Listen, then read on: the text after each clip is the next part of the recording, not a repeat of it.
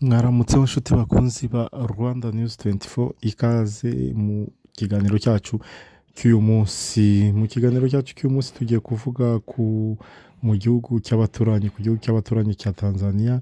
Uyu munsi komisiyo y'amatora mu masaha make ashize ititaye ku biri kubera mu mihanda ku myigaragambyo y'abaturage badashaka ubutegetsi bwa Samia Suluhu Hassan imaze gutangaza ko Samia Suluhu Hassan yatsinze amatora n'amajwi arengaho gatoya 97. Amajwi y'agateganyo amaze gutangazwa na komisiyo y'amatora.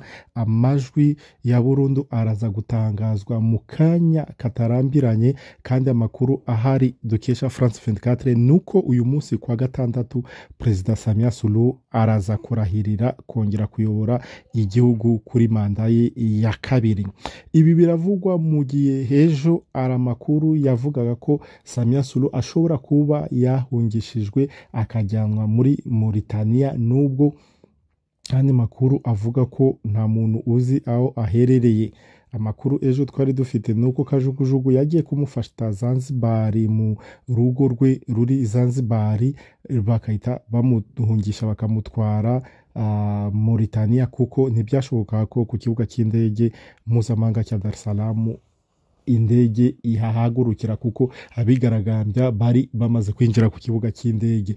Imyigaragambyo irakomeje, nubwo bimeze gutyo bamwe bakavuga ko umugaba mukuru w'ingabo za Tanzania uyu yitwa Jacob Mukunda nawe yatangaje ko atashobora kurasa ku baturage, atashobora kurwanya abaturage, kuko nibo bafite uburenganzira bwo guhitamo ikiri bube ko yabagiye inyuma. Ariko aya makuru mu by'ukuri nta muntu wizera, nta muntu wapfa kwizera ko ariyo, cyane cyane ko uyu Jacob Mukunda yumvikanye atangaza ko abantu bose bazagerageza guteza akaduruva.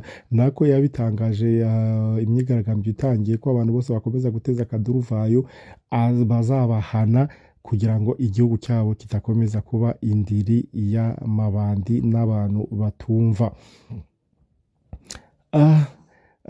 Mu by'ukuri kubera iyi komisiyo y'amatora ishobora kwirengagiza ikabona ibintu bimeze gutya, ikabona abaturage biraye mu nzira, igahitamo gutangaza amajwi yavuye mu matora. Ese ni uguhimana n'abaturage cyangwa ibi turabihuza n'ibyo Munyakazi Sadat yatangaje ku rukuta rwe rwa Twitter, ubwo yavugaga ati mwe muribesha ngo yumvisha abanyamakuru n'abasesenguzi mu Rwanda bavuga ko Samia Suluhu ashobora guhirwa ku butegetsi. Ati muribesha, ibyo ntabwo ari byo. Politiki ya Tanzania yubakitse ku buryo yaba bo mu ishyaka rya Samia Suluhu, yaba igisirikare, yaba igipolisi, nta n'umwe watinyuka gukora kudeta, kuko politiki ya Tanzania yubakitse neza ko Samia Suluhu ari butangazwe nk'umuntu watsinze amatora kandi akazayobora iyi manda. Byose birashoboka, reka tubitege amaso. Gusa ikiri cyo, nubwo yamaze gutangazwa ko yatsinze, nubwo yaza kurahizwa akaza kuba perezida koko nimba akiri muri Tanzania, ariko bizamugora kugira ngo ayobore iyi manda hamwe n'urubyiruko rutamwumva. Twibukiranye ko muri Afurika hafi 60 irenga ku ijana n'urubyiruko cyane cyane aba bagenzi n'urubyiruko rwavutse muri nyuma ya za 90 kuzamuka, nibo bagenzi cyane cyane abavutse muri za bibiri. Abangaba rero hari ibyo baba bararambiwe ku bayobozi cyangwa ku mashaka yagiye ayobora igihugu igihe kinini, kandi nta mpinduka zigaragara bazanira abaturage. Reka tuze kubitega amaso, turakomeza tubakurikiranire. Ikiza guhinduka cyose turaza kukibagezaho, kugira ngo mukomeze kumenya ibiri kubera mu iki gihugu cy'abaturanyi cya Tanzania. Mu by'ukuri ni igihugu cyaranzwe n'amahoro, ni igihugu mu by'ukuri bari gutatira umurage wa nyakwigendera Mwalimu Julius Kambarage Nyerere yahaye iki gihugu ni igihugu cyafashe ibihugu byinshi kwiyunga, ni igihugu cyafashe ibihugu byinshi kugira amahoro, ni igihugu mu by'ukuri cyagize uruhare mu bisirikare, nimba nabyita mu bisirikare by'ibi bihugu duturanye, kuko muribuka ko Yoweri Museveni niyo yarari ajya gutera Uganda kugira ngo akore ubutegetsi yitaga bw'igitugu. Icyo gihe ingabo ze nyinshi zatorejwe muri Uganda, muribuka mu ingabo z'u Burundi hari zatorejwe muri Uganda, mu ngabo za Kongo nako muri Tanzania, mu ngabo za Kongo hari zatorejwe muri Tanzania, yewe no mu ngabo z'u Rwanda.